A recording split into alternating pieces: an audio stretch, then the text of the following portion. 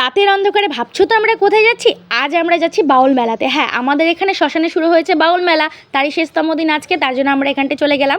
আর যেতেই দেখি মারাত্মক ভিড়, কী আর করবো, কোনো ক্রমে ভিড় ঠেলে ভেতরে গিয়ে প্রথমে ভোলেনাথের মন্দিরে, তারপর শ্মশানকালী মন্দিরে সুন্দর করে প্রণাম করে নিলাম। আর এই যে স্থানটা দেখতে পাচ্ছ, সেই স্থানটা হচ্ছে মৃতদেহ দাহ করার স্থান, প্রায় প্রত্যেকেই জানো। এখানটায় আসলে মনটা সত্যি খুব খারাপ হয়ে যায়, কারণ এই শ্মশানে আমার বাবাকে দাহ করা হয়েছিল। যাই হোক, এখানটায় দেখো প্রচণ্ড ভিড় হয়েছে শ্মশানে আর কি বাউল শোনার জন্য। আর এখানটায় বাবু আর কি আমার প্রণাম করা দেখে ওয়ে প্রণাম করবে, তার জন্য দেখো সুন্দর করে প্রণাম করে নিল।